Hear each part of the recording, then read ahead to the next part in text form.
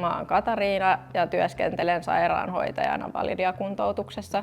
Työpäivät alkaa monesti sillä, että käydään vähän raporttia ja tilannetta läpi, että minkälaisia työtehtäviä on tässä vuorossa justiin tänään, ja sitten sairaanhoitajana lääkehoitoa sitten on, että mulla on itsellä vielä se vastuualue sieltä lääkehoidon puolelta, niin aamuvuoroissa erityisesti meillä alkaa aika vauhdikkaasti nuo päivät yleensä, että heti lähdetään aamuhommiin niiden kanssa, jotka tarvii enemmän apua. Sitten on taas loppupäivästä enemmän aikaa sitten keskittyy siihen niin kuin omatoimisempien huomiointiin, ja sitten on niitä yksilöohjausaikoja ja tulohaastatteluja ja muita, että riippuu vähän mikä viikon päivä on.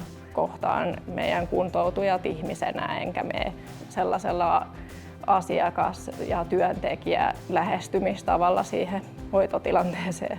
Ihan viikoittain tulee tuttuja kuntoutujia kertaamaan meille tänne, ja sitten niin kuin käydään kuulumisia läpi ja näkee, miten kuntoutujat on mennyt eteenpäin ja jopa niin kuin, saattanut vaikka löytää itsensä uudelleen sen muuttuneen elämäntilanteen jälkeen.